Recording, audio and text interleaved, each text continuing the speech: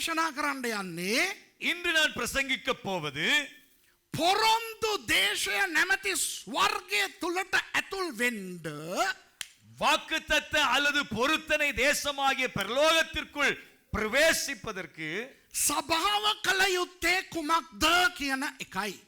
சபை என்ன செய்ய வேண்டும் என்பதை பற்றியே I am going to preach today as to what the church should be doing in order to enter the promised land. සභාව පටන් ගත්තේ අවුරුදු 2000කට කලින්. சபை ஆரம்பிக்கப்பட்டது 2000 ஆண்டுகளுக்கு முன்பு. සභාව තාම දෙවියන් වහන්සේ පවත්වාගෙන යනවා. இன்றும் தேவன் சபையை நடத்தி கொண்டே வருகிறார். සභාව කොහාටද ගෙනියන්නේ උන්වහන්සේ දන්නවද? சபையை தேவன் எங்கு கொண்டு செல்கிறார் தெரியுமா? ස්වර්ගයට. பரலோகத்திற்கு. දවසක් එනවා ஒரு நாள் வரும் නොදුරකින් ඒ දවස එළඹෙන්න යනවා.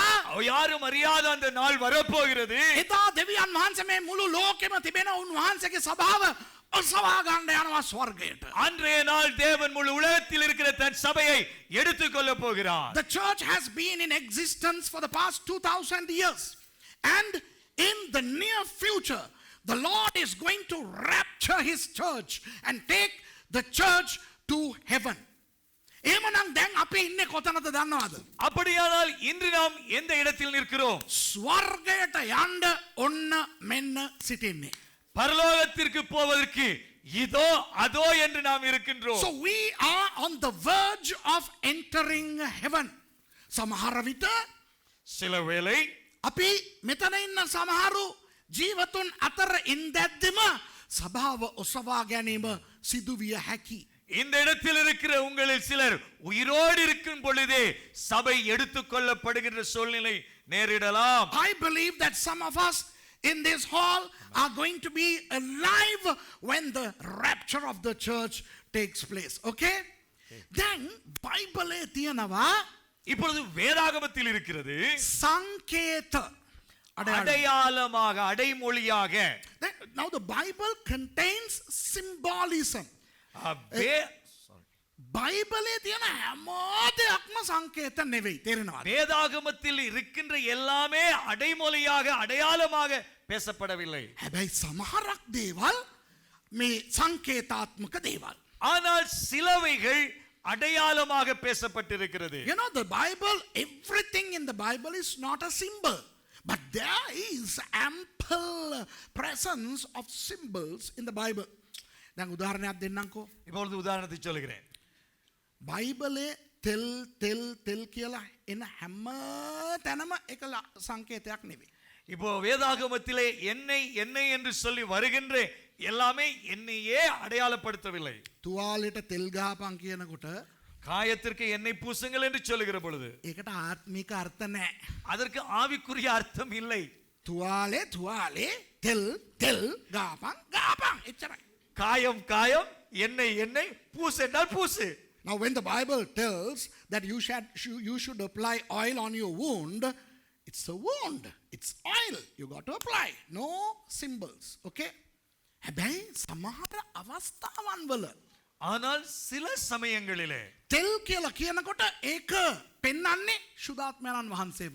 எண்ணெய் என்று சொல்லுகிற பொழுது அல்லது தைலம் என்று சொல்லுகிற பொழுது பரிசுத்த ஆவியானவரை அடையாளப்படுத்துகிறது. Sometimes oil symbolizes the Holy Spirit.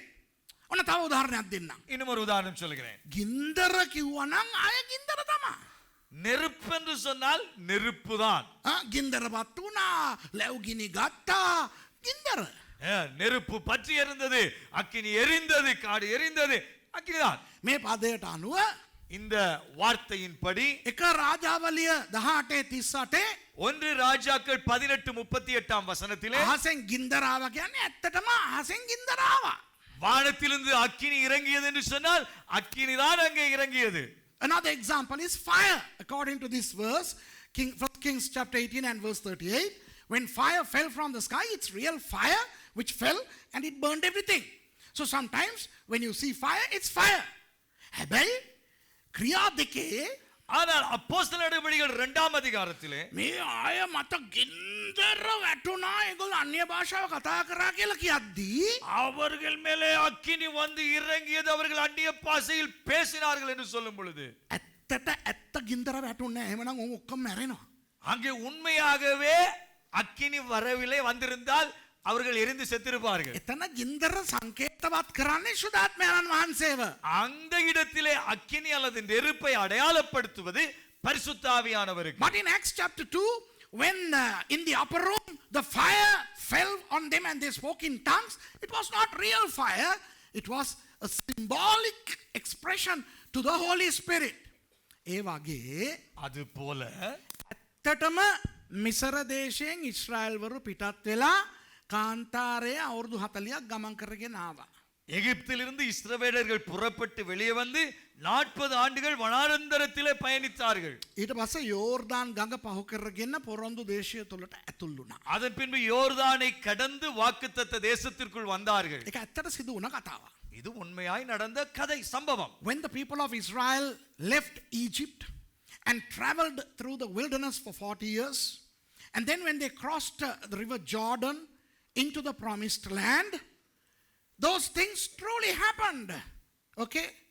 Namuth ஆனால் දෙවියන් වහන්සේ தேவனானவர் අපිට ඒ අතර ඒ තුල මොකද්ද මේකට වෙලා තියෙන්නේ? ඒක තුලට උන්වහන්සේ සංකේත අන්තර්ගත කරා. அதற்குள்ளே தேவன் அடையாளமான விடயங்களை அங்கே ஆழப்படுத்தி வைத்திருக்கிறார். But what God has done is that he has inserted symbolisms into those stories. අපේ බයිබල් කාලෙජ් එකේ විෂයක් තියෙනවා typology කියලා. எங்கள் வேதாகம கல்லூரியிலே டைபாலஜி என்று சொல்லுகிற ஒரு பாடம் உண்டு. There is a module in our Bible college which is called typology. ඒ මොකක්ද දන්නවද? அது என்ன தெரியுமா? පරණ ගිවිසුමේ பழைய ஏற்பாட்டிலே යේසුස් වහන්සේව සංකේතවත් කරන දේවල් පුද්ගලයන් මොකක්ද කියන එක උගන්වන එක. அதாவது பழைய ஏற்பாட்டிலே இயேசு கிறிஸ்துவை அடையாளப்படுத்துகின்ற சம்பவங்கள், பொருள்கள் அல்லது நபர்கள் என்ன என்பதை இனம் காண்பது. In that module we teach the students those things that are in the Old Testament which show Jesus in an abstract sense. Okay? So we would unveil the symbolisms present in the Old Testament to show Jesus in the Old Testament. ஆபேல்ගේ ලේ අහිංසක ලේ වැගුරුනානේ. ஆபேலினுடைய இரத்தம் சிந்தப்பட்டது என்று சொல்லி வாசிக்கிறோம் அல்லவா? ඒක යේසුස් වහන්සේගේ ලේ වැගිරීමට ටයිප් එකක්. அது இயேசுவினுடைய இரத்தம் சிந்துதலுக்கு அடையாளம். அது Abel shed innocent blood at the hands of Cain. Now that is a type of the blood of Jesus being shed, innocent blood. Okay? නොආගේ මේ නැවේ සෙනඟ නැගලා ජල ගැල්මට බේරුණානේ. நோவாவினுடைய பேழைக்குள்ளே ஜனங்கள் ஏறி பெருவெள்ளத்தில் தப்பினார்கள் அல்லவா? ඒ නොආගේ නැව යේසුස් වහන්සේට සංකේතයක්. යේසුස් වහන්සේ තුල යන අය විනාශයෙන් බේරෙනවා. அது நோவாவினுடைய பேழை இயேசு கிறிஸ்துவுக்குள்ளே வருகிறவர்கள் காப்பாற்றப்படுவார்கள் என்பதற்கு அடையாளம். Those who entered Noah's ark were saved from the deluge. On the same token, those who entered Jesus, who is a type of the ark of Noah, would be saved from impending judgment. ඒ වගේ ගොඩක් දේවල් තියෙනවා. හරිද? அது போல இன்னும் அநேகம் உண்டு. ඒකේ அதிலே ජෝෂුවා මතකද අපේ ජෝෂුවා? தெரியும், யோசுவாவை தெரியுமா? எங்களுடைய யோசுவா එයත් යේසුස් වහන්සේගේ ටයිප් එකක්. Okay? அவரும் இயேசு கிறிஸ்துவுக்கு நிகராக சொல்லப்படுகிறார் அல்லது அடையாளமாக. Do you know Joshua who succeeded Moses? He is a type of Christ. තව එකක් இன்னும் ஒன்று, යේසුස් කියන නම අලුත් කිවිසුමේනේ. இயேசு என்கிற பேர் புதிய ஏற்பாட்டில் அல்லவா? ඒක හෙබ්‍රෙව් භාෂාවෙන් කිව්වා නම් යෝෂුවා. அது எபிரே மொழியிலே சொன்னால் யோசுவா. එතකොට අර යෝෂුවා නිකන් යේසුස් වහන්සේගේ සංකේතයක් විතරක් නෙවෙයි යේසුස් වහන්සේගේ නමම තියාගෙන හිටපු හාදෙක්. அப்போ அந்த யோசுவா, பழைய ஏற்பாட்டில் யோசுவா இயேசுவின் பெயரை அங்கே தரித்து அடையாளமாக மாத்திரமல்ல பெயரையும் தரித்திருந்த மனிதன். Joshua is a type of Christ And his name is the Hebrew expression of the name of Jesus, Joshua. Okay? එතකොට මේක හොඳට අහගන්න. அப்படியானால் இதை நன்றாய் கேட்டுக்கொள்ளுங்கள். ඉස්රායල් සෙනඟ සංකේතවත් කරන්නේ අපිව. Okay? இஸ்ரவேல் ஜனங்களை அடையாளப்படுத்துவது எங்களை குறித்து. So the people of Israel symbolize the church, you and me. Okay? Joshua සංකේතවත් කරන්නේ යේසුස් වහන්සේව. හරිද? யோசுவாவை அடையாளப்படுத்துவது இயேசு கிறிஸ்துவுக்கு. So Joshua is the symbol of Jesus. මිසරය ඊජිප්තුව සංකේතවත් කරන්නේ පාපිෂ්ඨ ලෝකය. எகிப்தை அடையாளப்படுத்துவது பாவ உலகத்திற்கு. Egypt symbolizes the sinful world. පොරොන්දු දේශය සංකේතවත් කරන්නේ කානාන් ස්වර්ගය. வாக்குத்தத்த தேசம் எதை அடையாளப்படுத்துகிறது? பரலோகத்தை. The promised land, Canaan, symbolizes heaven. එතකොට මිසර දේශයෙන් කානාන් දේශය කරා යන්නා වූ ගමන සංකේතවත් කරන්නේ අපගේ කිතුණු ජීවිතය. அப்படியானால் அங்கே எகிப்திலிருந்து கானானுக்கு போகின்ற பயணத்தை அதை அடையாளப்படுத்துகிறது? நம்முடைய ஆவிக்குரிய கிறிஸ்தவ பயணத்தை. So the journey from Egypt to Canaan symbolizes the Christian journey. අපි කොහෙද පටන් ගත්තේ? நாம் எங்கே ஆரம்பித்தோம்? පාපිෂ්ඨ ලෝකේ. பாவ உலகத்திலே. අපි පව්කාරයින්. நாம் பாவிகள். දෙවියන් වහන්සේ අපිව රතු මුහුදේ නැමැති මෙහා පැත්තට රතු මුහුදෙන් මෙහා පැත්තට ගෙනාවා. தேவன் எங்களை செங்கடலுக்கு இந்த பக்கத்திற்கு கொண்டு வந்தார். We were living in sinful life, sinful Egypt, but God brought us onto the other side of the Red Sea. Okay? දැන් අපි ගමන් කරමින් ඉන්නේ. இப்பொழுது நாம் நடந்து கொண்டிருக்கிறோம். So now we are walking towards heaven, ස්වර්ගය කරා. பரலோகத்தை நோக்கி. දැන් இப்பொழுது අපි යෝර්දාන් ගඟ වෙනකන් ඇවිල්ලා ඉන්නේ. இப்பொழுது யோர்தான் நதி வரையில வந்திருக்கிறோம். කානාන් පේනවා. கானான் தெரிகிறது. Wow, now we have come all the way up to river Jordan. Now we can see Canaan. දැන් තියන්නේ යෝර්දාන් ගඟ නැමැති බාධාව පහු කරගෙන එහාට යන එක. இப்பொழுது இருக்கிறது என்ன?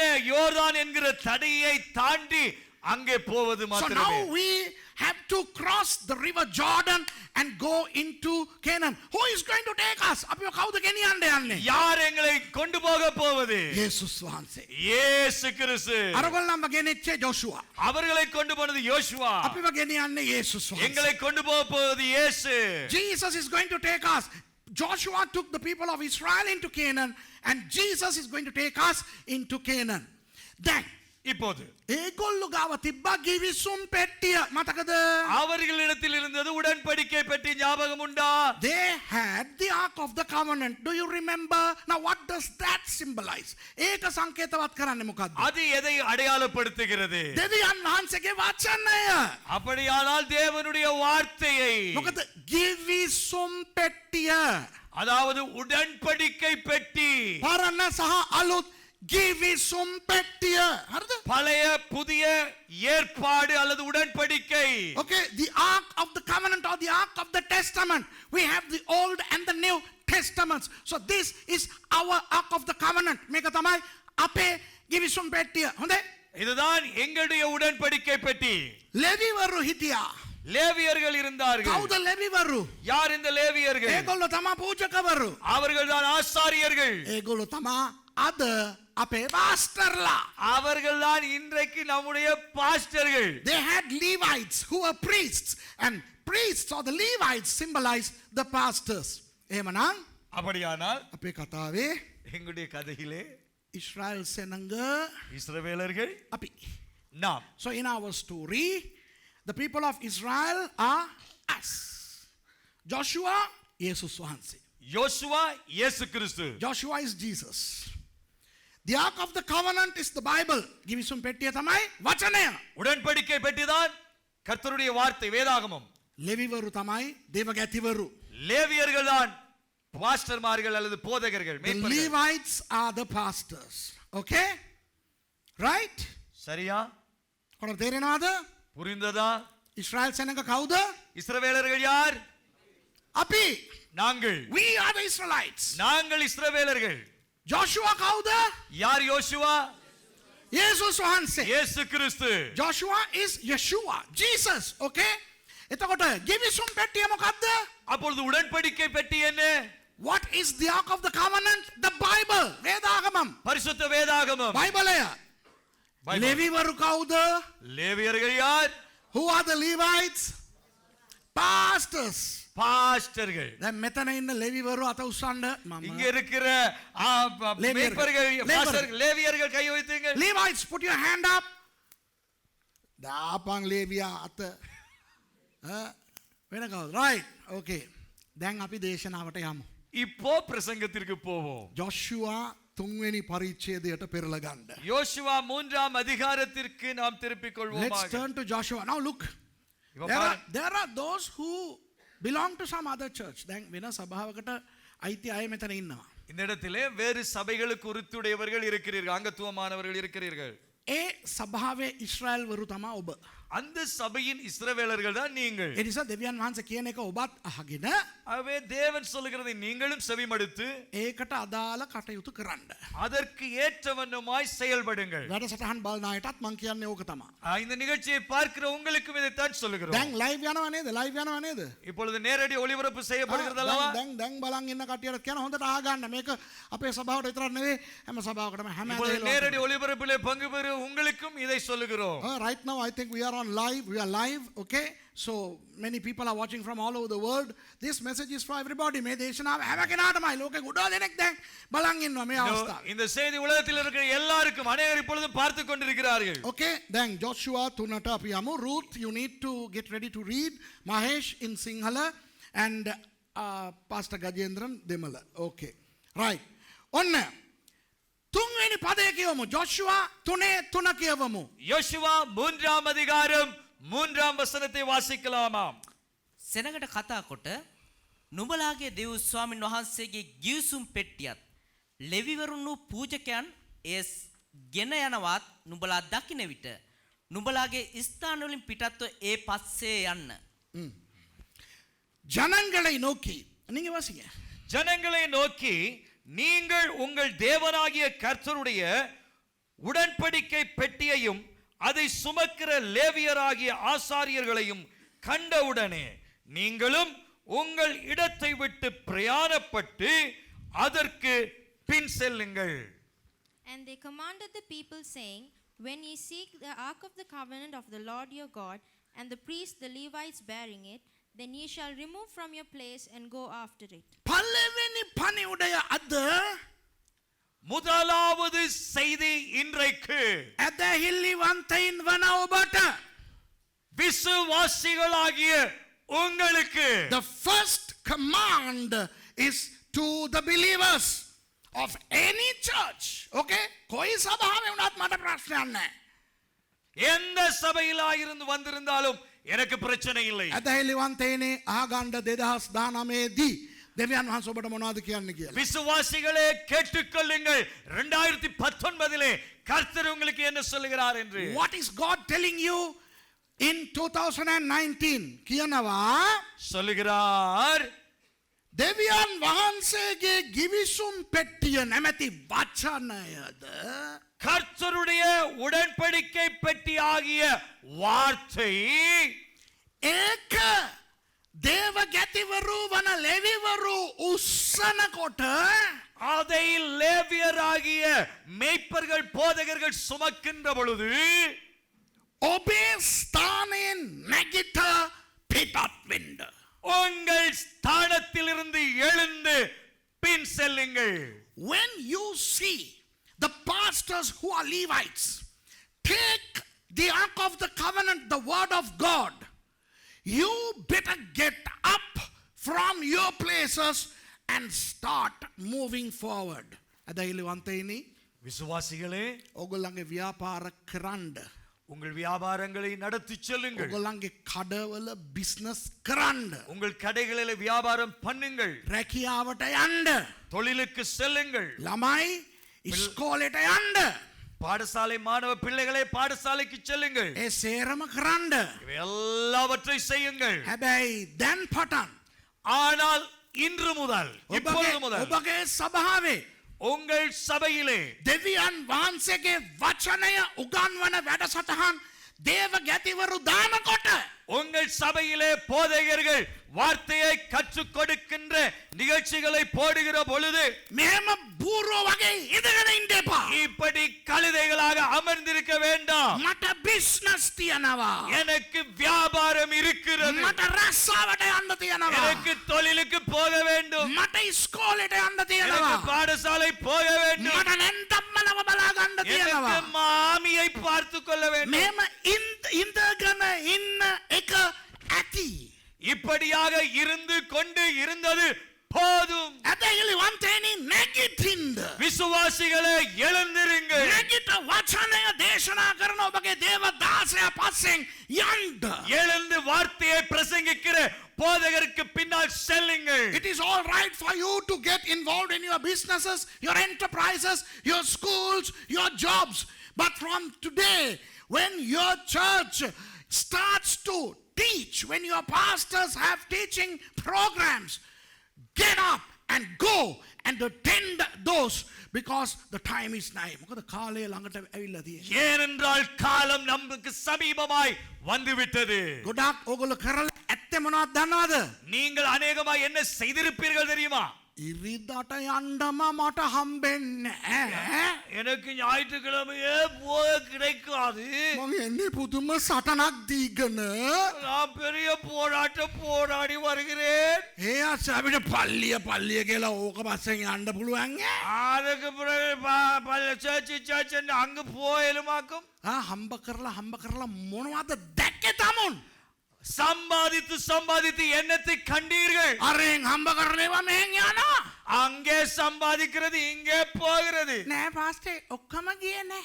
ஐயோ பாஷ எல்லாம் போயில்ல. අපි හම්බ කරලා ලස්සන ගෙවල් හදලා තියෙනවා ඒක කොහෙවත් ගියේ නෑ. அங்க சம்பாதிச்சு நல்ல வீடு கட்டி இருக்கிறோம் அது எங்கேயும் போயில்ல. අපි හම්බ කරලා ලස්සන වාහන අරන් තියෙනවා ඒවා කොහෙවත් යන්නේ නැහැ. අපිත් එක්ක ගිහිල්ලා අපිත් එක්කම එනවා. நாங்க சம்பாதிச்ச வாகனத்துல அது எங்கேயும் போயில்ல. அதுல ஒரு நாங்க போய் வருகிறோம். හලෝ ஹலோ එක්ක සභාව ඔසවා ගනීවි දෙවියන් වහන්සේ. சபையை தேவன் எப்பொழுது எடுத்துக்கொள்வாரோ නැත්තම් ඔහෙ මැරෙයියෝයි. அப்படி இல்லாவிட்டு அதில் நீங்கள் மரித்து போவீர்கள். එතකොට වාහනේ දේලවගෙන යන්නේ. அப்ப வாகனத்தை ஓட்டி கொண்டு போவீர்களாக்கும். එතකොට තමුන් වියදම් කරපු ගේ අස්සෙවත් තමුන්ව වලලන්නේ නැහැ. හලෝ ஹலோ உங்களை அப்போ நீங்க கட்டின வீட்டுக்குள்ள கூட புதைக்க மாட்டாங்க. වෙන කොහෙන්ද ගෙනියලා වලලලා මල් දාලා අඬලා ආපහු එයි අමතකම කරලා දායි. எங்கேயோ கொண்டு போய் புதைத்து அழுது அழுது விட்டு பூவை வச்சிட்டு வருவார்கள். ඉඩම් ගත්තලු. காணி வாங்கினோ, ගෙවල් හැදුවලු. வீடு கட்டினோ, වාහන ගත්තලු. வாகனம் வாங்கினோ. අයිසේ හෙට මැරුණා නම් ඔය ඔක්කොම ඉවරයිනේ. ஐயோ நாளைக்கு செத்தால் எல்லாம் முடிந்ததாடா. අපිට මදි. எங்களுக்கு போதாது, තව මදි.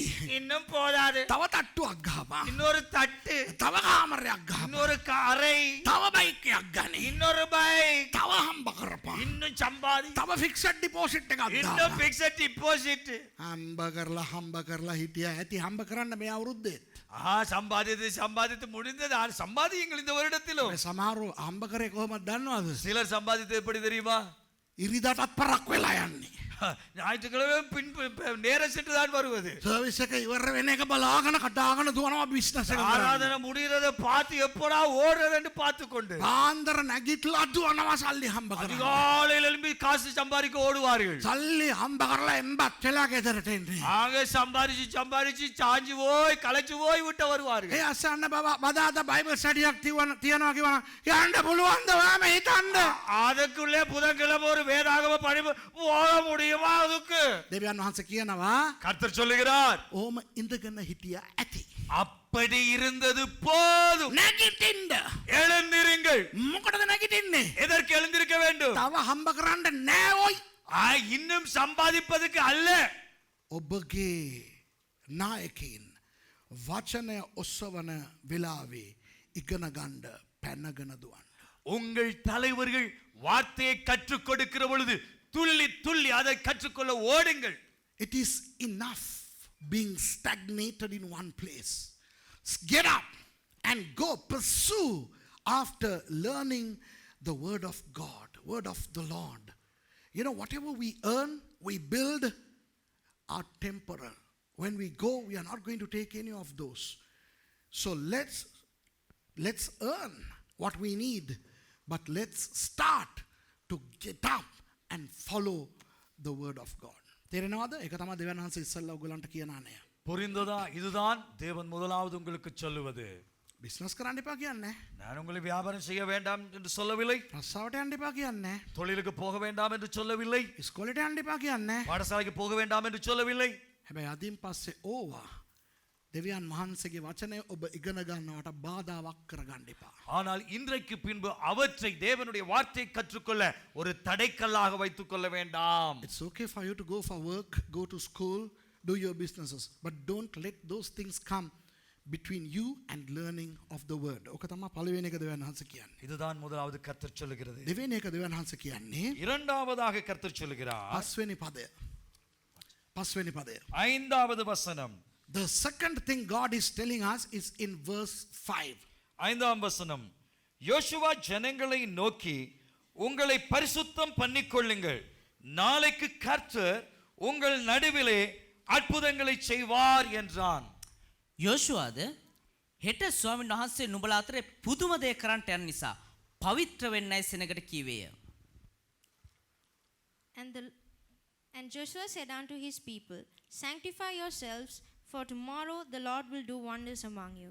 Pastor Suresh, பாஸ்டர் சுரேஷ், ඔයා හාස්කම් විශ්වාස කරන්නේ නැහැ වගේනේ. நீங்க அற்புதங்களை நம்புறது இல்ல போல. මොකද ඔයා හාස්කම් කරනවා අපි YouTube එකේ බලලා නැහැ. ஏனென்றால் நீங்கள் அற்புதங்கள் செய்த யூடியூப்ல நாங்கள் பார்க்கவில்லை. අපි 2005 ඉඳන් church එකට එනවා මාලා. 2005 இருந்து சர்ச்சுக்கு வருகிறோம் மாலா. අපි දැකලා නැහැ කාටවත් හාස්කම් කරනවා. நாங்களும் பார்க்கையில் யாருக்கு அற்புதங்கள் நடப்பதை. එහෙනම් පාස්ටර් සුරේෂ් ඔයාට හාස්කම් කරන්නත් බෑ. அப்போ பாஸ்டர் சுரேஷ் உங்களுக்கு அற்புதம் செய்யவும் முடியாது. ඔයා ඒවට එච්චර නෑනේ. அதுக்கு நீங்க அவ்வளவு இல்லை என்ன. Pastor Suresh, you don't seem to believe in miracles. I am coming to this church from 2005. I haven't seen you performing miracles.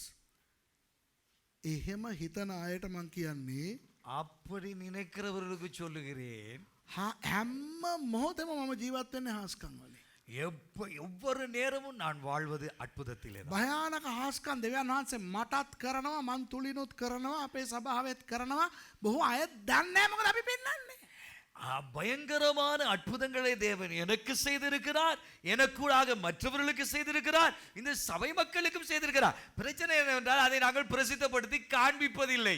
God performs miracles in my life on a daily basis, and he does miracles through me also. Many people don't know because we don't show those things off.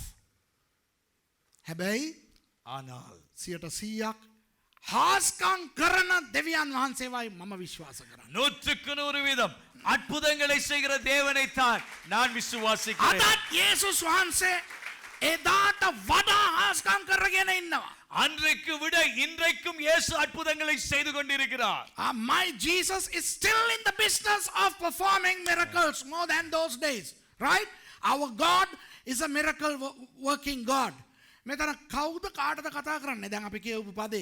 இந்த வார்த்தையின்படி யார் யாருக்கு பேசுவது? According to the verse that we read, who is talking to who? Joshua කතා කරනවා සෙනඟට. யோசுவா ஜனங்களுக்கு பேசுகிறார். Joshua is talking to the people. Joshua කවුද? யோசுவா யார்? යේසුස් වහන්සේ. இயேசு கிறிஸ்து. ජනයා කවුද? ஜனங்கள் யார்? අපි. நாங்கள். Joshua is the symbol of Jesus and the people are the symbol of the church. So Jesus is telling the church. Jesus wants about again. இப்போ இயேசு சபையாகிய உங்களுக்கு சொல்லுகிறார். හෙට හාස්කම ඕනේ නම් බලන් நாளைக்கு அற்புதங்கள் வேண்டுமானால் අද තමුන්ව සුද්ධ කරගන්න. இன்றைக்கு உங்களை பரிசுத்தம் பண்ணிக்கொள்ளுங்கள். If you want your miracle tomorrow, you need to become holy today. අපෝ කියමුද? மீண்டும் வாசிக்கலாமா? පට් කියවන්න කියවන්න. யோசுவா ஜனங்களை நோக்கி உங்களை பரிசுத்தம் பண்ணிக்கொள்ளுங்கள். உங்களை பரிசுத்தம் பண்ணிக்கொள்ளுங்கள். நாளைக்கு கர்த்தர் உங்கள் நடுவிலே அற்புதங்களை செய்வார் என்றார். நாளைக்கு கர்த்தர் உங்கள் நடுவிலே அற்புதம் செய்வார். සිංහලෙන් යෝෂුවාද හෙට ස්වාමීන් වහන්සේ නුඹලා අතරේ පුදුම දේ කරන්නට යන නිසා I say හෙට ඔබට උන්වහන්සේ හාස්කම් කරන්න යනවා. நாளைக்கு உங்களை නෑ සිංහලෙන් විතරයි. පවිත්‍ර වෙන්න ඇසෙනකට කීවේය. Pavitra venda. Yeah. And Joshua said unto the people, Uh-huh. Sanctify yourselves, What? sanctify yourselves. Sanctify yourselves. For tomorrow the Lord will do wonders among you. The Lord is going to do wonders among you tomorrow. අපි කොහමද දන්නවද? நாங்க எப்படி தெரியுமா? අපි ඌරෝ වගේ ඉන්නේ. நாங்க பண்டிகை போல இருக்கிறோம். අපේ චේතනා චින්තන කැතයි. எங்களுடைய நோக்கங்கள் எல்லாம் மிக கேவலம். Our attitudes are bad and dirty. We are like swines. Okay? අපේ බැල්ම ජරා බැල්ම. எங்களுடைய பார்வை மிக மோசமான பார்வை, அசிங்கம். කොල්ලෝ කෙල්ලෝ දිහා බලනේවා කෙල්ලෝ කොල්ලෝ දිහා බලනේවා කැතයි. படியங்கள் பிள்ளைகளை பார்ப்பதும் பெண் பிள்ளைகள் ஆண் பிள்ளைகளை பார்ப்பது மிக மோசம். The way guys look at the girls and the way the girls look at the guys are dirty. අහන්නේ කුණු දේවල් කන. கேட்பது ஊத்தையான விடயங்கள். We hear bad things. කතා කරන්නේ බොරු කේලම්. கதைப்பது பொய், புறங்கூறுதல். We lie through our mouth and we carry tails. Hisa patan paya dakwa kuno. உச்சம் தலைமுத உள்ளங்கால் வரையில ஊத்த. Haskamak patamu samada. அற்புதம் செய்வோம் ஒவ்வொரு நாளும். நாள் தோறும் அற்புதம் எதிர்பாருங்க. Dirty from the hair to the toe. But we sing, expect a miracle every day. Hey, do you want a miracle? ඔබට හාස්කමක් ඕනේද? உங்களுக்கு அற்புதம் வேண்டுமா? දෙවියන් වහන්සේ ගාව බඩු තියෙනවා. தேவனிடத்தில் உண்டு பொருள். උන්වහන්සේ ගාව හාස්කම් තියෙනවා. அவரிடத்தில் அற்புதங்கள் உண்டு. කරන්නේ නැත්තේ ඇයි දන්නවද? ஏன் செய்யவில்லை தெரியுமா? කුණු. ஓ குப்பை. කුණු ஊத்தை. ගොඩ.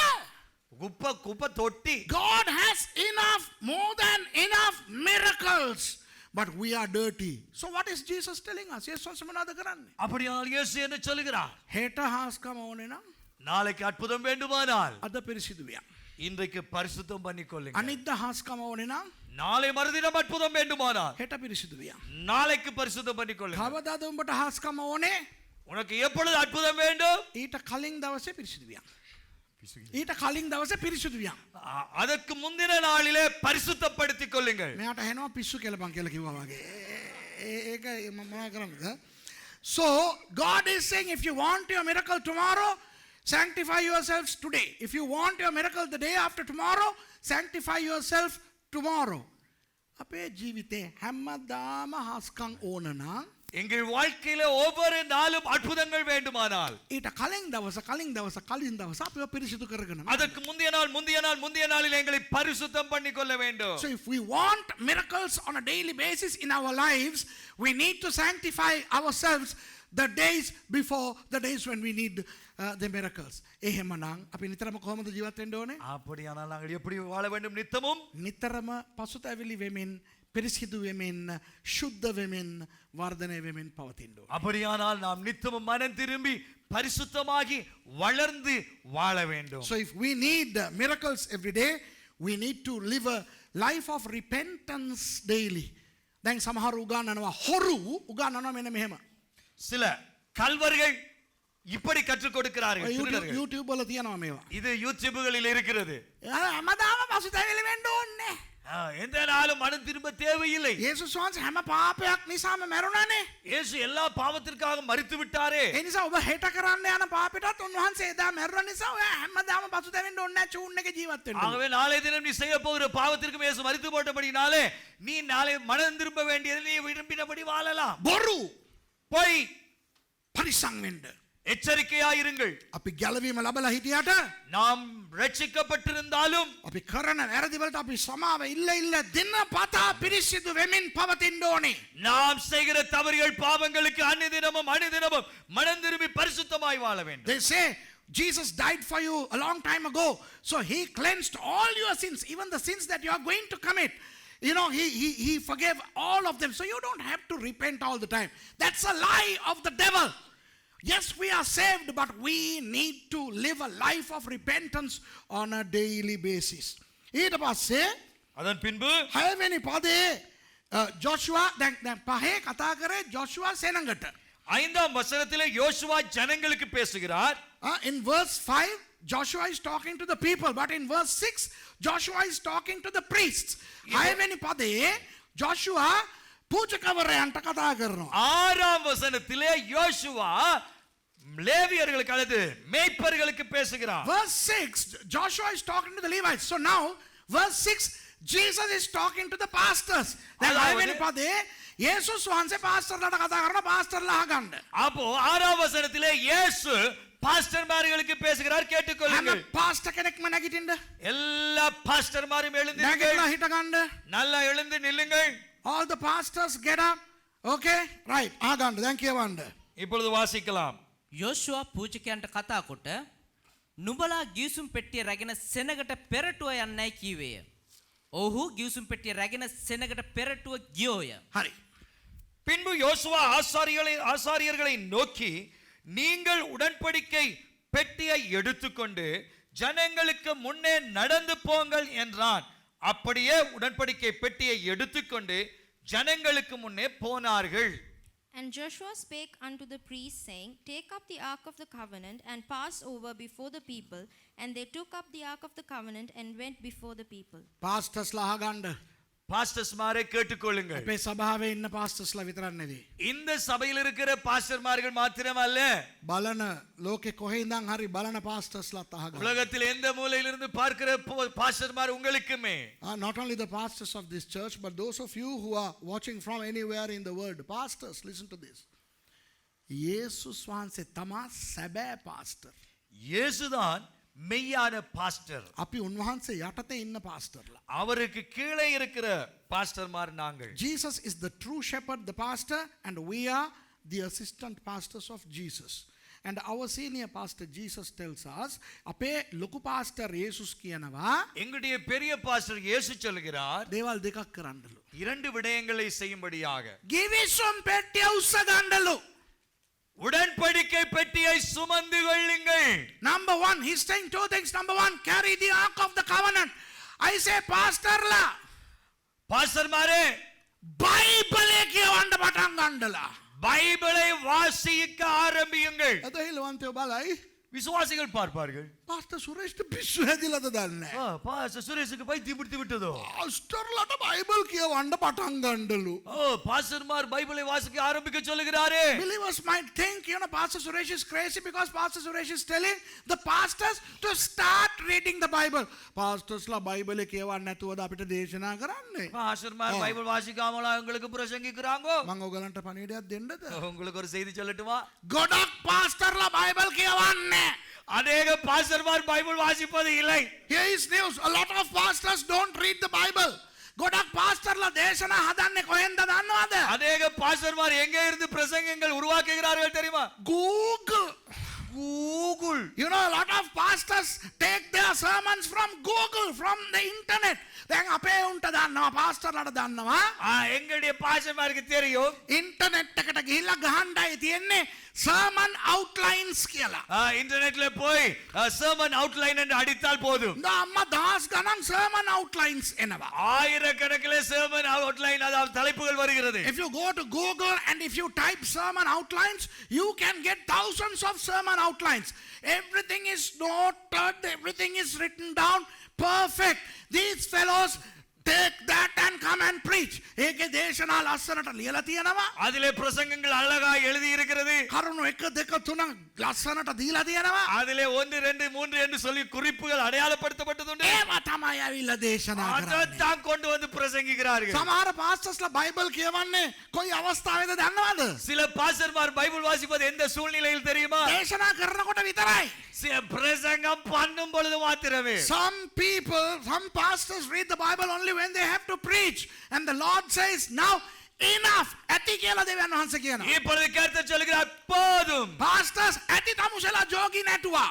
பாஸ்டர்மாரே, நீங்கள் நாடகம் நடத்தது போதும். ඇති එක එක පොත් කියවලා දේශනා හැදුවා. போதும், ஒவ்வொரு புத்தகங்களை வாசித்து வாசித்து பிரசங்கித்தது. Enough reading books and borrowing outlines from others. You start reading the Bible. ඔබ බයිබලය කියවන්න පටන් ගන්න. நீங்கள் வேதாகமத்தை வாசிக்க ஆரம்பியுங்கள். දෙවෙනි එක කියනවා இரண்டாவதாக சொல்லுகிறார், සෙනඟට ඉදිරියෙන් යන්න. ஜனங்களுக்கு முன்னே போங்க. Second thing God is telling the pastors, go before the people. ඔයා යන්නේ வேண்டியவர் போவது, නෑ නෑ ඔයා යන්නේ நீங்க போவதில்லை, අරගොල්ලන්ට යන්න කියනවා. அவங்களுக்கு போக சொல்லுவீங்க. ඔයා නිරාහාරව ඉන්නේ நீங்க உபவாசம் இருப்பதில்லை. ඔයාගේ සෙනඟට කියනවා මේ නිරාහාර ඉන්න. உங்களுடைய ஜனங்களுக்கு உபவாசம் இருங்கோ. ඔයා අන්‍ය භාෂාවෙන් ආඥා කරන්නේ. நீங்க அந்நிய பாஷையில் ஜெபிப்பதில்லை. ඔයා සෙනඟට කියනවා මේ ඔයගොල්ලෝ අන්‍ය භාෂාවේ ආඥා කරන්න. நீங்கள் ஜனங்களை பார்த்து சொல்லுவீர்கள் அந்நிய பாஷையில ஜெபியுங்கள். A lot of pastors don't fast, but they tell the people to fast. A lot of pastors don't pray in tongues, but they ask the people to pray in tongues. තේරෙනවද? දොඩක් පාස්ටර්ස්ලා அநேக போதகர்மார் ඒගොල්ලෝ 10න් කොටස දෙන්නේ. அவங்க தசம பாகம் கொடுப்பதில்லை. හැබැයි මිනිස්සුන්ට කියනවා ඔයගොල්ලෝ දෙන්න. மனிதர்கள் சொல்லுவார் நீங்கள் கொடுங்கள். ඉතින් මෙයා පූජකවරයානේ. இவர் போதகர் அல்லவா, මෙයා දෙන්න ඕනේ. இவர் கொடுக்க தேவையில்லை. ඒකයි ආර්ථිකව උන්ටත් හොම්බෙන් යන්නේ. அவர்களும் அதனாலதான் பொருளாதாரத்தில் முட்டி மோதி இருக்கிறார்கள். පාස්ටර්ස්ලාට දෙවනහස කියනවා 2019. போதகர்மார் பாஸ்டர்ஸ்மாருக்கு 2019 கர்த்தர் சொல்கிறார், සෙනඟට ආදර්ශයක් වන්න.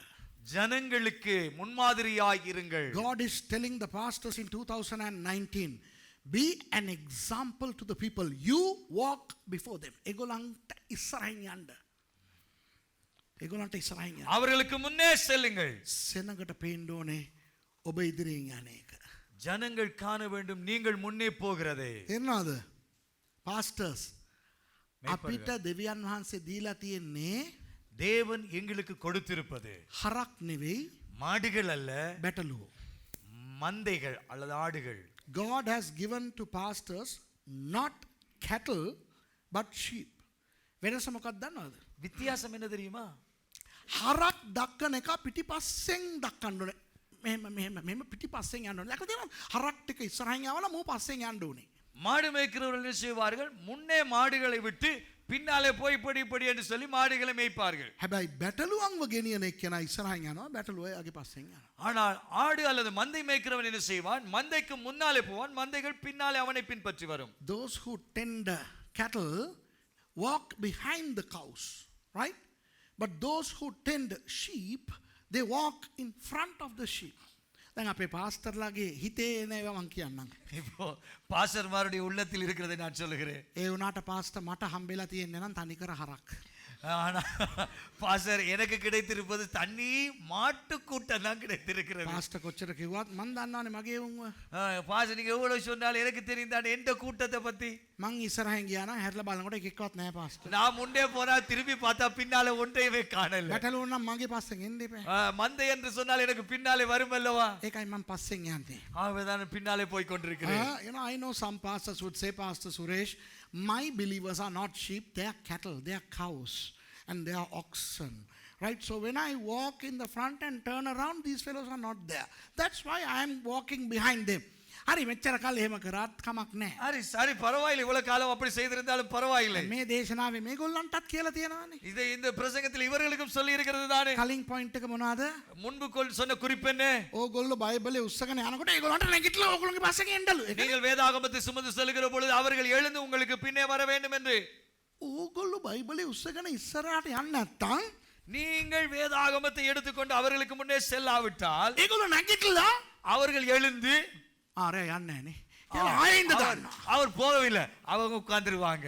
So, you know, these people received a message saying that, you know, you have to get up and walk, right? Go behind your pastor. So what happens is they get up and then they see you stagnant and they sit down. Hey, ගොඩක් වෙලාවට අපි ඇදහිලිවන්තෙන්ට බනිනවා. அநேக சந்தர்ப்பத்தில் விசுவாசிகளை ஏசுகிறோம். කියන දෙයක් අහන්නේ pastor. சொல்ற ஒன்றும் கேட்க மாட்டறாங்க. යාඥා කරන්න ගණන් කරන්නේ. යාඥා කරන්න කිව්වා නම් කරන්නේ. ஜெபிக்க சொன்னா ஜெபிக்க மாட்டாங்க. හරි අමාරුයි පාස්ටර්. சரியான கஷ்டம் இவர்களோட. ඒකට හේතුව මොකක්ද දන්නවද? இதற்கு காரணம் என்ன தெரியுமா? ඒගොල්ලෝ දන්නවා ඔහෙ කවුද කියලා. அவர்களுக்கு தெரியும் நீங்க யார் என்று. ඔහෙගේ ජල්තර වැඩ දන්නවා.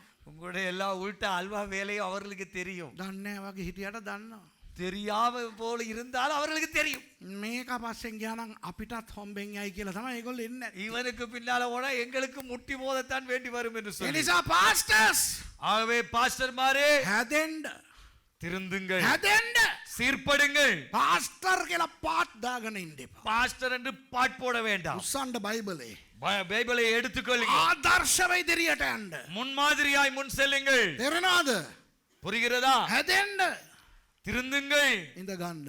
அமருங்கள். So pastors, you change, take the word, be exemplary to the people, right? තේරෙනවද? புரிந்ததா? පාස්ටර්ස්ලා ඇදහිලිවන්තයින් ළඟ ජීවත් වෙන්නෙම නැහැ. පාස්ටර් වෙන කොහෙද ඉඳලා ඇවිල්ලා සේවය කරලා යන්නේ. பாஸ்டர் விசுவாசிகள் மத்தியிலே வாழ்வதில்லை, எங்கோ இருந்து வந்து ஊழியம் செய்து போய் கொண்டிருப்பார். ඇයි දන්නවද? ஏன் தெரியுமா? අම්මෝ ගෙදර ඉන්න විදිය මිනිස්සු දැක්කනම් ඉවරයි. வீட்டில் இருக்கிற விதத்தை ஜனங்கள் கண்டால் போச்சுது. ආයෙ ඕවා බෑ. இனி அது முடியாது. යවනාංශ කියනවා. கர்த்தர் சொல்லுகிறார், ඉදිරියට යන්න බයිබලය අරගෙන. வேதாகமத்தை எடுத்துக்கொண்டு முன் செல்லுங்கள். So God is talking to the pastors saying, better carry the word and go in front. Okay? சரியா? 9 වෙනි පදය මේ ඔක්කොම කියලා ජෝෂුවා සෙනඟට මෙහෙම කියනවා. 9ஆம் வசனத்தில் யோசுவா இப்படியாய் ஜனங்களுக்கு சொல்லுகிறார், යෝෂුවාද නුඹලා මෙහි ලන්වී නුඹලාගේ දෙව් ස්වාමින් වහන්සේගේ වචන අසන්නයි ඊශ්‍රායල් පුත්‍රයන්ට කීවේය. யோசுவா இஸ்ரவேல் புத்திரரை நோக்கி, நீங்கள் இங்கே சேர்ந்து உங்கள் தேவனாகிய கர்த்தருடைய வார்த்தைகளை கேளுங்கள் என்றான். Verse 9. And Joshua said unto the children of Israel, Come hither and hear the words of the Lord your God. සෙනඟට අනයක් ආපහු යේසුස් වහන්සේ දෙනවා සභාවට. ஜனங்களுக்கு இயேசு மீண்டுமாய் சொல்கிறார் சபைக்கு, ළඟට එන්න என் கிட்டே சேருங்கள். මොකටද? எதற்கு? වචනය අසන්න. வார்த்தையை கேட்பதற்கு. Come nigh for what? To hear the word of God.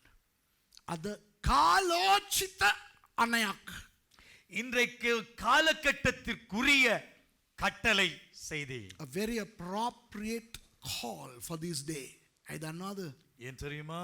අද යේසුස් වහන්සේගේ සභාවේ ඉන්න සෙනඟ මොකක් පස්සේ දුවන්නේ දන්නවද? இன்றைக்கு இயேசு கிறிஸ்துவின் பின்னால் இருக்கிற சபையாகிய ஜனங்கள் எதற்கு பின்னால் ஓடிக்கொண்டிருக்கிறார்கள்? හාස්කම් පස්සේ දුවනවා. அற்புதங்கள் பின்னாலே ஓடுகிறார்கள். අනාගත வாක්‍යයන් පස්සේ දුවනවා. தீர்க்க தரிசனங்களின் பின்னால் ஓடுகிறார்கள். ප්‍රාතිහාර ආශ්චර්යමත් ක්‍රියා පස්සෙන් යනවා. ஆச்சரியமான அற்புத செயல்களுக்கு பின்னால் ஓடுகிறார்கள். වැඩසටහන් පස්සෙන් යනවා. நிகழ்ச்சிகளின் பின்னால் ஓடிக்கொண்டிருக்கிறார்கள். පවුල් කඳ උරු තරුණ කඳ උරු කියලා කඳ උරු පස්සෙන් දුවනවා. அங்கே வாலிப முகாம், குடும்ப முகாம், அந்த முகாம், இதற்கு பின்னால் எல்லாம் ஓடுகிறார்கள். හැබැයි වචනය අහන්න එච්චර උනන්දුවක් නැහැ. ஆனால் வார்த்தையை கேட்க அவ்வளவு ஆசை வாஞ்சை இல்லை. Many people run behind miracles, run behind signs and wonders, run behind family camps, youth camps, children's camps, and that and this.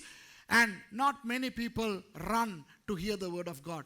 යේසුස් වහන්සේ කියනවා, இயேசு சொல்லுகிறார், දුවගෙන ළඟට වරෙන් ஓடி என்கிட்டே வாருங்கள், වචනය අහන්න. வார்த்தையை கேட்பதற்கு. Jesus is saying, come running to hear the word of God. අද බොහෝ දේශනා යනකොට මොනවද දන්නවද කරන්නේ? இன்றைக்கு அநேகர் பிரசங்கம் போய் கொண்டிருக்கிற பொழுது என்ன செய்கிறார்கள்? ෆෝන් එකේ වැඩ.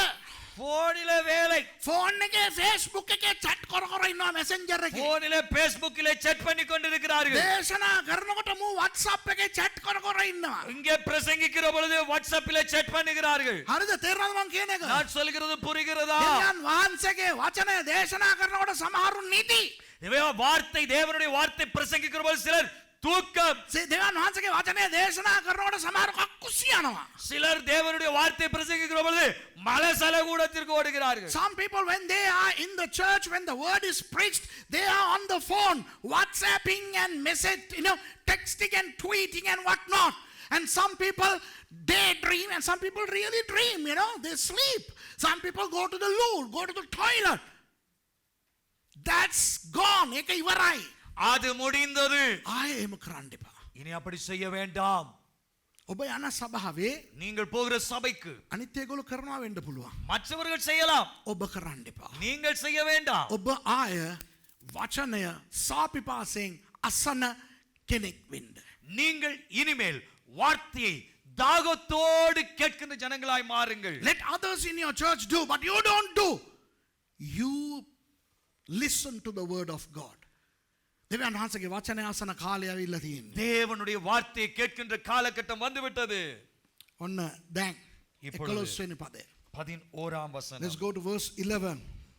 බලව මුළු පොළොවේ ස්වාමීන් වහන්සේගේ ගිවිසුම් පෙට්ටිය නුඹලාට පෙරටුව යෝර්දානෙට යන්නේය. இதோ சர்வ பூமிக்கும் ஆண்டவராய் இருக்கிறவருடைய உடன்படிக்கை பெட்டி உங்களுக்கு முன்னே யோர்தானிலே போகிறது. Behold, the ark of the covenant of the Lord of all the earth passeth over before you into Jordan. Hello අහගන්න. கேளுங்கள். ගිවිසුම් පෙට්ටිය කොහෙද ගමන් කරන්නේ?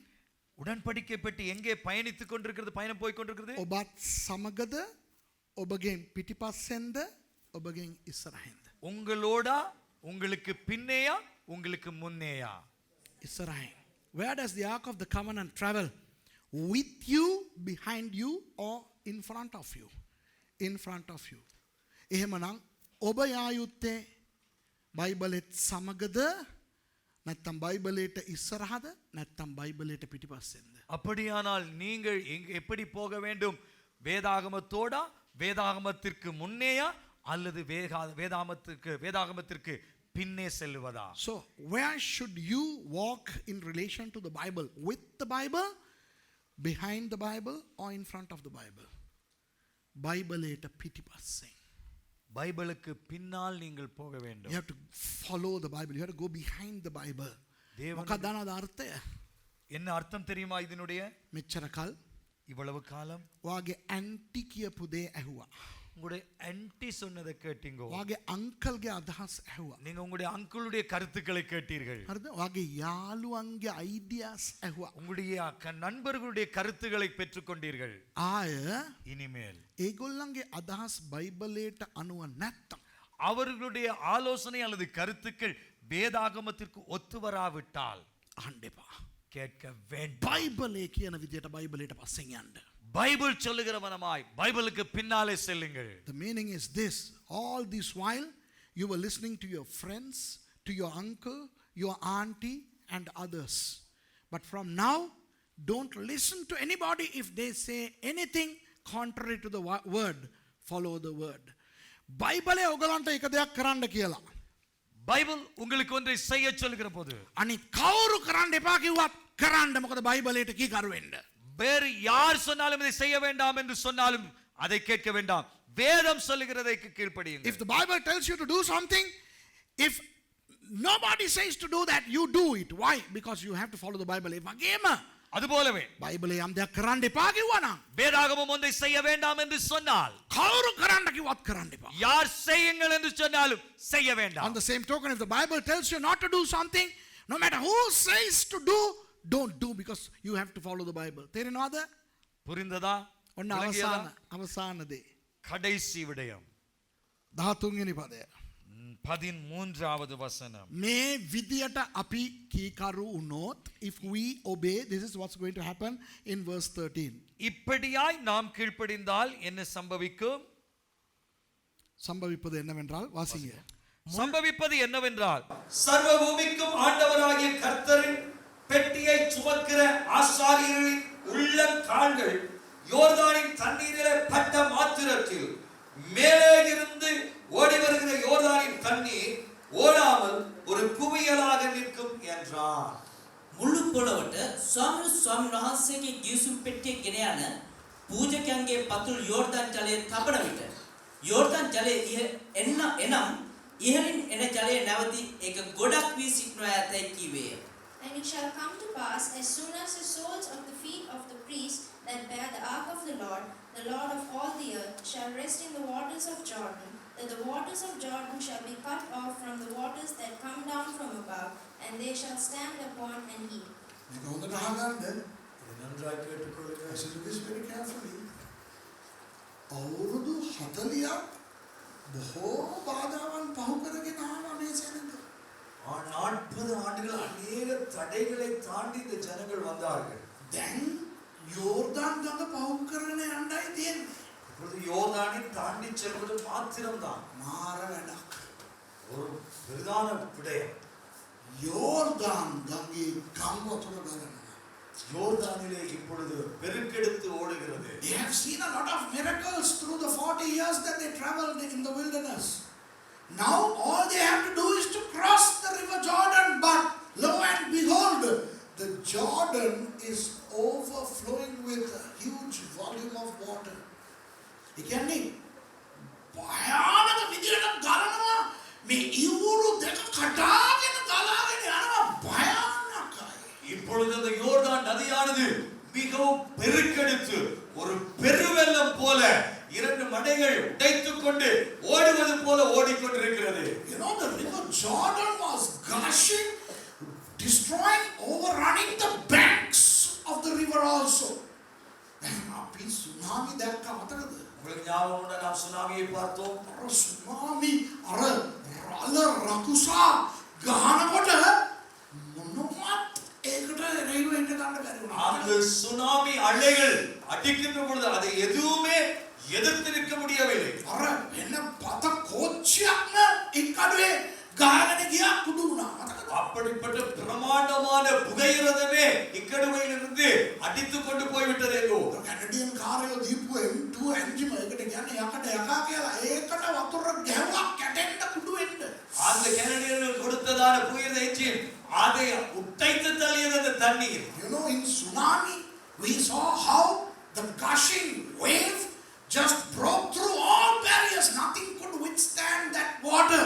Even a huge train was swept over by water. Yordan Gange වතුර ගලනකොට ළඟටවත් යන්න බැදී යන්නේ මගේ. யோர்தான் நதி பெருக்கெடுத்தோட போகிற பொழுது கிட்ட பக்கத்துல கூட போக முடியாத தாண்டவரே. කොච්චර හොඳ පීනන මිනිස්සුන්ට පැනලා පීනන්න බෑ ගහගෙන යනවා මම. எவ்வளவு நீச்சல் தெரிந்தவனாக இருந்தாலும் அங்கே குதித்து நீச்சல் அடிக்க ஆரம்பிக்கும் அடித்து கொண்டு போய் விடுவான். Even a strong swimmer could not negotiate the current of river Jordan. அடுத்து சரியா? එතකොට அப்படியா? අල්ලාහ් කියනවා கர்த்தர் சொல்கிறார், ගිවිසුම් පෙට්ටිය උස්සගෙන යන පූජකවරුන්ගේ කකුල අර වතුරට වැටුණු විගස. இந்த உடன்படிக்கை பெட்டியை சுமக்கிற ஆசாரியருடைய கால் தண்ணீரிலே பட்ட மாத்திரத்திலே උඩින් එන වතුර නවතිනවා. மேலே இருந்து வருகிற தண்ணீர் நிற்கிறது. ඒකට හේන් එන වතුර කොට ගහලා නිකම් මේ නිකම් පිටියක් වගේ පවුරක් වගේ හැදෙනවා. அங்கே இருந்து வருகிற தண்ணீர் நின்று குவியலாகி பெரிய ஒரு மதில் போல மாறுகிறது. මේ පැත්තේ වතුර ටික ගියා. இங்க இருக்கிற தண்ணீர் ஓடிவிட்டது. ෂෝක් එකට සෙනඟට එහා පැත්තට යනවා. அருமையாக ஜனங்கள் அங்கே நடந்து போகக்கூடியதா. When the feet of the priest touches the water would stop and it will pile up like a wall, and this side the water will gush into the Dead Sea. People can walk on dry land. Then mama etana indala dibba. அந்த இடத்திலே நான் இருந்திருந்தால், Mama etana pastor kenek na. அந்த இடத்திலே நான் ஒரு பாஸ்டராக இருந்திருந்தால், Mam Joshua ta kiyanawa நான் சொல்லுவேன் யோசுவாவை பார்த்து, me sir me godakin ek navattanda mam yanna. அதை சொல்ல சார் கொஞ்சம் இருங்க ஐயா, அதை நிறுத்துறதுக்கு நான் கொஞ்சம் போகிறேன். නෑ ඒක ඔයා නවත්තන්න நீங்க அதை நிறுத்துங்கள், මම යන්න. நான் போகிறேன். So if I am one of the guys, one of the priests, I would tell Joshua, can you please stop the water and then I would go. Then එයා කියන්නේ මොනවද දන්නවද? இப்ப அவர் என்ன சொல்லுகிறார் தெரியுமா? වතුර නවත්තන්නේ தண்ணீர் நிறுத்தாது, උඹ උස්සගෙන උඹ අඩිය තියපන්. நீ தூக்கி கொண்டு நீ முதல்ல கால வை. දැන් තියන්න යන්නේ කොතනද? எங்கே கால வைக்க போவது? පියලි බිමට නෙමෙයි. அங்கே நிலத்திலே அல்ல. තිබ්බනම් please කාලය ඇදගෙන යයි ඉවරයි. வச்சா பீச்ச அடிச்சு கொண்டு போகும் அதே இடத்துல. Joshua කියනවා තියපන් කියලා. யோசுவா சொல்லுகிறான் கால வை. මං කියයි මැරියා නෑ මේක නවත්තන්න තියන්න. நான் என்ன சொல்ல, அதை நிறுத்த சொல்லி நிறுத்த, நான் நிறுத்தின அப்புறம் நான் வைக்கிறேன் என்று சொல்லு. Joshua කියයි නවත්ත තියපන් නවත්ත. யோசுவா இல்ல நீ வை அப்ப நிக்கும். මං කියනවා නවත්තන්න තියන්න. நான் சொல்ல நீ நிறுத்து நான் வைக்கிறேன். අවුරුදු 2000 තිස්සේ පාස්ටර්ලා කරපු සෙල්ලම මේක. 2000 ஆண்டு பாஸ்டர்மார் செய்த விளையாட்டு இதுதான். So I would tell Joshua, you stop, I'll keep. Joshua is saying, you keep, I'll stop. And I'm saying, no, you stop, I'll keep. For 2000 years, pastors and Jesus are playing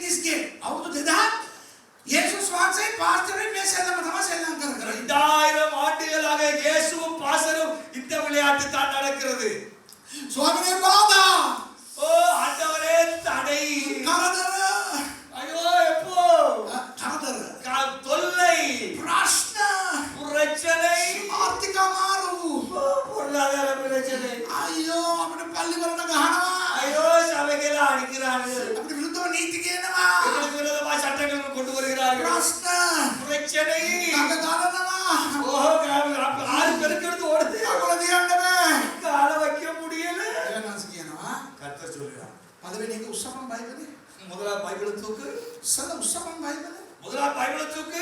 මේ ප්‍රශ්නේ මම තනියම යන එකම අමාරුයි சிங்க பிரச்சனை. நான் தனிமை போவதே பிரச்சனை. ඕකට උස්සගත්තම තවත් අමාරුයිනේ இதையும் தூக்கி கொண்டு எனக்கு இன்னும் பிரச்சனை. නෑ උස්සපන් இல்ல தூக்கு. දැන් කකුල තියපන් இப்ப காலவை එතකොට නවත්තන්න அப்ப நிறுத்தும். ස්වාමිනේ නවත්තන්න කකුල තියන්න கர்த்தாவே நிறுத்தும் காலை வைக்கிறேன். තෝ කකුල තියපන් මම නවත්තන්න டேய் நீ காலை வைடா அப்ப நான் நிறுத்துகிறேன். නවත්තන්න තියන්න நீ நிறுத்தும் வைக்கிறேன். පාස්ටර්ස් ළඟ යාඥා මීටින් பாசர்மாருக்கு ஜெப கூட்டம். පාස්ටර්ස් ළඟ යාඥා මීටින් දැකලා තියෙනවද பாசருடைய ஜெப கூட்டங்கள் தெரியுமா? ස්වාමිනේ බාධා ඉවත් කළ ஆண்டவரே தலையை நீக்கு. යක්ෂයා ඉවත් කළ பிசாசை அப்புறப்படுத்தும். ඒ යක්ෂ බන්ධන ஓ කඩන්න இந்த பிசாசு கட்டுகளை உடையும்.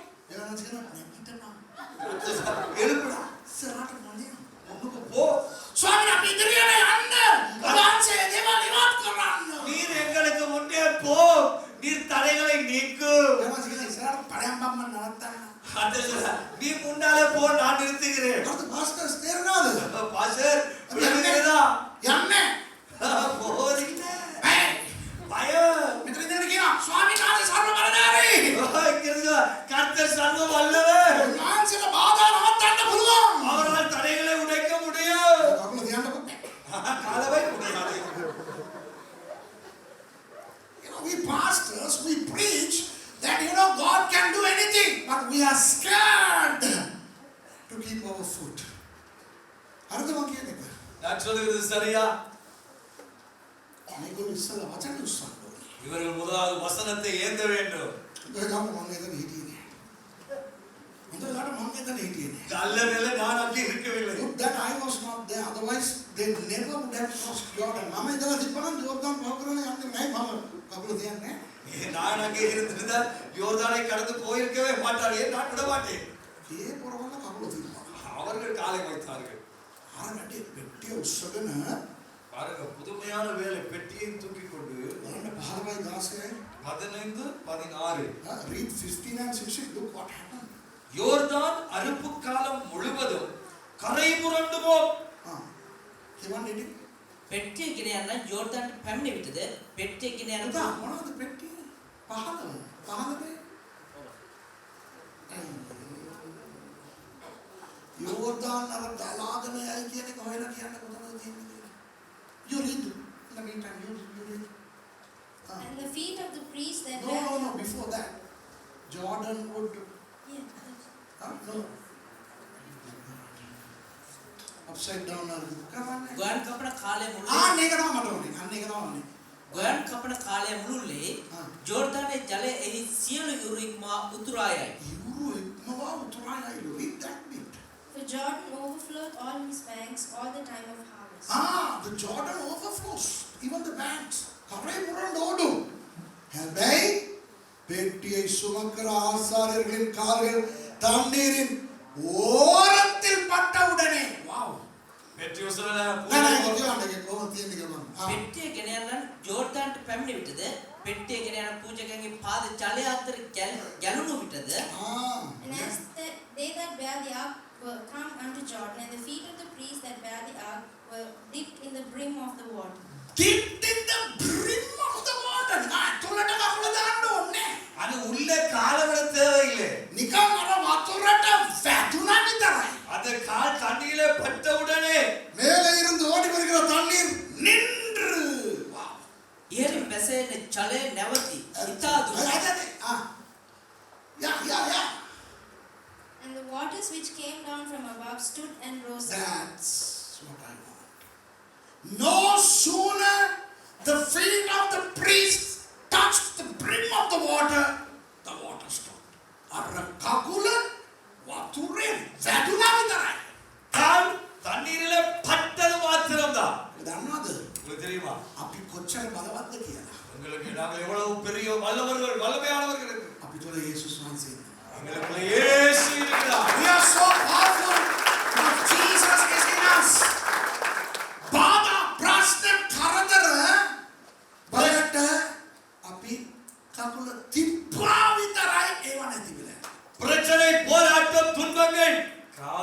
வைத்ததுதான் அவைகள் பிரிந்து போகிறது. යන්නේ මාස්ටර්. போதல பாஸ்டர். ඔයා කකුල තිබ්බද?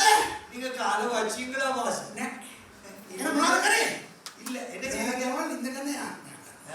ராத்திரி வர இருந்துச்சு வச்சு கொண்டிருந்தேன். නැගිටින්න. ஏழு ඉස්සරහට යන්නකෝ. முன்னுக்கு போ. බාධාට ඉරහිම යන්න. தடைக்கு எதிரா போ. එහෙනම් ඉතින් කවදාවත් කකුල නවත්තන්නේ නෑ. அப்படியே ஒரு நாள் தண்ணீர் நிறுத்தாது. நிற்காது. If you don't get up and walk towards the water and touch the brim of the water will never stop. So this 2019, you're going to get up, walk facing the obstacles. දෙදස් 19 ඔබ මොනවද කරන්නේ? 2019 என்ன செய்ய போகிறீர்கள்? නැගිට බාධාවන්ට එරෙහිව යන්න. எழுந்து தடைகளுக்கு எதிராய் போங்கள். එතකොට දකීවි හාස්ක.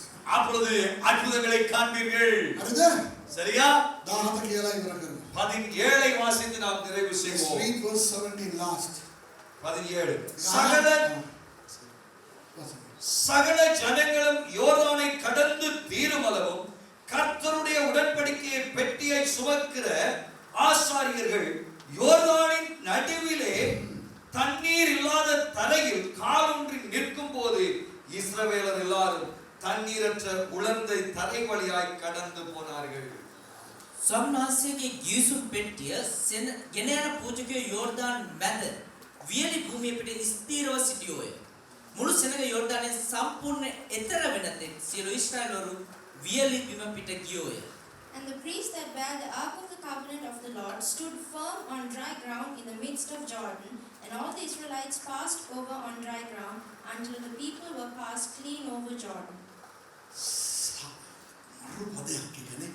அருமையான வார்த்தை அல்லவா? Wonderful verse. යේසුස් වහන්සේ කියන විදියට පූජකවරු පාස්ටර්ස්ලා ඇදහිලිවන්තයිනුයි වැඩ කරා නම් இயேசு சொல்லுகிற விதமாக பாஸ்டர்மாரும் விசுவாசிகளும் செயல்படும் பொழுது පාස්ටර්ස්ලා හාස්කම මැද හිට ගන්නවා. பாஸ்டர்மார்கள் அற்புதத்தின் நடுவிலே நிற்பார்கள்.